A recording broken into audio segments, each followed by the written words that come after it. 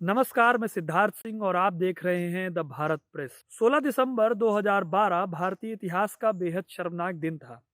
इस दिन को याद करते समय सिर शर्मिंदगी से झुक जाता है और एक समाज के स्तर पर विकसित होने का ढोंग सामने आ जाता है। क्या हुआ था 16 दिसंबर को? क्यों यह एक बुरे सपने जैसा दिन है? बताएंगे इस वीडियो में और यह भी देखेंगे कि क्या हम 2020 के आखिर में 2012 से कुछ बेहतर हुए हैं। घटना दिल्ली की है। 16 दिसंबर को एक लड़की अपने घर से अपने दोस्त के साथ फिल्म देखने निकली। देर रात वापस आते समय दिल्ली के मुनेरका बस स्टैंड से दोनों ने बस पकड़ी। इस बस में ड्राइवर और किशोर समेत 6 लोग सवार थे। इन लोगों ने मिलकर चलती बस में उस लड़की का गैंग रेप किया, उसे बेहद घटिया तरीके से टॉर्चर किया, उसके साथ उसके दोस्त को भी गंभीर रूप से घायल कर दिया। इस रेप मामले की डिटेल इतनी जघन्य है कि उन्हें यहाँ बता पाना भी मुश्किल है, क्योंकि भारतीय कानून रेप पीड़िता का नाम उजागर करने से मना करता है। इसलिए मीडिया ने उसे निर्भया का नाम दिया। 13 दिनों तक जिंदगी और मौत के बीच जूझती निर्भया 29 दिसंबर को दम तोड़ दिया।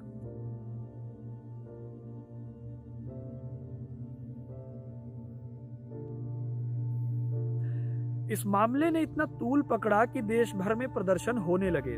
दिल्ली में बड़े पैमाने पर जगह जगह तत्कालीन सरकार जो कांग्रेस की थी उसकी निंदा की गई। कई जगहों पर पुलिस से झड़पें भी हुई। कुल मिलाकर निर्भया मामले ने बलात्कार जैसे जघन्य अपराध पर सख्त कानून की जरूरत को लोगों के सामने रख दिया। इस मामले को मुद्दा बनाकर बीजेपी ने 2014 का चुनाव लड़ा और उसे काफी समर्थन भी मिला। खैर, 18 से 22 दिसंबर के बीच सभी 6 लोगों को गिरफ्तार कर लिया गया। 2013 में मार्च में के महीने में 6 में से एक अपराधी राम सिंह ने तिहाड़ जेल में आत्महत्या कर ली। 13 दिसंबर 2013 को ही फास्ट ट्रैक कोर्ट ने 6 अपराधियों को फांसी की सजा सुनाई और एक जो किशोर अपराधी था उसे 3 सालों के लिए जुवेनाइल होम भेज दिया गया। 2014 में दिल्ली हाई कोर्ट ने और 2017 में सुप्रीम कोर्ट ने इस फैसले को नहीं बदला। 2019 के दिसंबर और 2020 के जनवरी फरवरी में कई नाटकीय उठापटक हुए, जिसके बाद आखिरकार 20 मार्च 2020 को सभी अपराधियों को फांसी दे दी गई। आज निर्भया मामले को 8 साल हो गए हैं। ये मामला अपने आप में एक लैंडमार्क केस था। इसके बाद रेप मामलों को लेकर देश भर में संजीदगी आई थी। मीडिया में बलात्कार के मामलों को तवज्जो दी जाने लगी, लेकिन क्या एक समाज और देश के स्तर पर हम इन मामलों में एक राय रख पा रहे हैं? क्या 2012 से 2020 तक के समय में हमने महिलाओं के प्रति अत्याचार या शोषण में कमी को देखा है? किस तरह से पिछले कुछ सालों में क्राइम अगेंस्ट वुमेन के नैरेटिव में बदलाव आया है, इस वीडियो में हम इन्हीं सब बातों पर गौर करेंगे। महिलाओं के खिलाफ अपराधों की बात करें तो एक लंबी फहरिस्त है जिसमें कई तरह के अपराध शामिल हैं। मसलन महिलाओं के साथ बलात्कार, घरेलू हिंसा, चाइल्ड ट्रैफिकिंग, जबरन प्रोस्टिट्यूशन में ढकेल देना और किडनैपिंग जैसी कई घटनाएं, कई अपराध शामिल हैं। देखिए, अगर हम आंकड़ों की बात करें तो बहुत आसानी से हमें निराशा मिलेगी।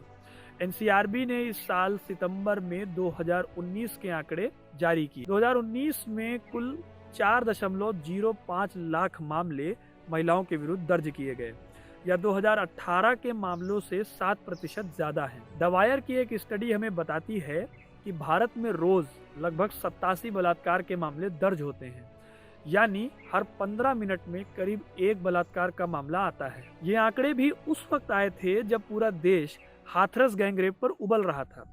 एनसीआरबी के आंकड़े एक और बात बताते हैं।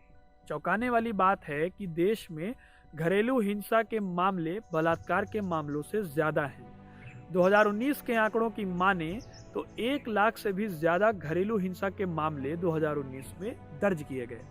यह कुल मामलों का करीब 30% है, जबकि बलात्कार के मामले मात्र 8% हैं। लेकिन ये भी तब है जब बलात्कार के 99% मामले दर्ज नहीं किए जाते। इसके अलावा 18% मामले किडनैपिंग इत्यादि के हैं। राज्यवार अगर बात करें तो उत्तर प्रदेश इन मामलों में सबसे अधिक मामलों के साथ सबसे ऊपर है। प्रति लाख आबादी के हिसाब से असम में सबसे ज्यादा क्राइम अगेंस्ट वुमेन की घटनाएं होती हैं। इन दोनों राज्यों में किसकी सरकार है आप गूगल कर लीजिएगा, आगे काम आएगा। कांग्रेस शासित राजस्थान में भी इनमें पीछे नहीं है, बल्कि पॉक्सो एक्ट यानी बच्चों पर अपराध में लड़कियों पर होने वाले अपराध सबसे ज्यादा इसी राज्य में है। इसके बाद महाराष्ट्र का नंबर आता है। इन दोनों राज्यों में किस राज्य की सरकार है आपको बखूबी पता है। ये सभी आंकड़े एक बात तो जरूर बताते हैं कि कोई भी पार्टी कितने भी दावे करती हो, सख्त कानून बनाने के अलावा अपराधों पर लगाम लगाने में वह फिसड्डी ही रहे हैं। 2014 के चुनाव में नरेंद्र मोदी की जीत से लोगों की आशाएं बढ़ी थी, क्योंकि निर्भया का मुद्दा उस समय भी सुर्खियों में था। प्रधानमंत्री नरेंद्र मोदी ने इस बात को लेकर चुनावी कैंपेन को जोर शोर से चलाया और उसका फायदा भी उन्हें मिला। कांग्रेस का सुपड़ा साफ हो गया और बीजेपी की सरकार बनी। पीएम बनने के बाद बेटी बचाओ बेटी पढ़ाओ जैसे कार्यक्रम चलाए गए। कई पोस्टरों में लड़कियों के सम्मान की खूब बातें की गई, लेकिन जमीन पर हवा के अलावा ज्यादा कुछ नहीं दिखता। तमाम राज्यों में, चाहे वहां जिस पार्टी की भी गवर्नमेंट हो, उसमें महिलाओं के विरुद्ध अपराध कम नहीं हुए हैं। इसलिए मेरी व्यक्तिगत सलाह यह है कि मुफ्त के पार्टी समर्थक बनकर हर जगह पार्टी का झंडा उठाने से कहीं ज्यादा अच्छा है कि आंकड़ों से सरकार को तौला जाए और जब तक सरकार अपने वादों पर खरी ना उतरे तब तक बेरहमी से उससे सवाल करते रहा जाए। महिलाओं के विरुद्ध दर्ज होने वाले अपराध आखिर इतने क्यों बढ़ रहे हैं? क्यों अभी तक इन पर लगाम लगा पाना संभव नहीं हो पाया है? इसकी बात करें तो बहुत सारे कारण आपको मिल जाएंगे। ये कारण बहुत आसान भी हैं और जटिल भी। एक बड़ा कारण है कि महिलाओं को समाज में बराबरी का दर्जा देने से बचा जाता है। 21वीं सदी में भी आपको ऐसे कई महानुभाव मिल जाएंगे जो घर में देवी की पूजा करते हैं, लेकिन उसी देवी से बेटे की कामना करते भी रहते हैं। भारत में महिलाओं की खुद की पहचान बहुत सीमित है। वह किसी की माँ, बेटी, पत्नी या फिर सास की भूमिका में ही ज्यादा दिखाई देती है।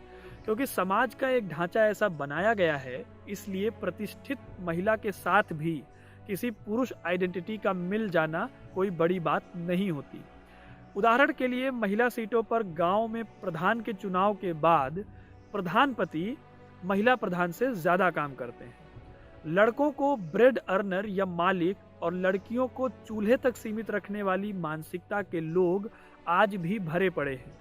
यह मानसिकता लड़कियों को तो अंधे कुएं में ढकेलती ही है, लड़कों को भी यह सोचने का मौका देती है कि लड़कियां उनकी संपत्ति हैं। पिछले कुछ समय में बलात्कार को लेकर सांप्रदायिक राजनीति तेज हुई है। कठुआ, बेंगलोर, उन्नाव, शाहजहांपुर, बलरामपुर और कई ऐसे नाम हैं जहां इन एंगल्स को बखूबी ढूंढा गया। कठुआ में हुए बलात्कार में तो बकायदे रेपिस्ट के समर्थन में जुलूस निकाले गए।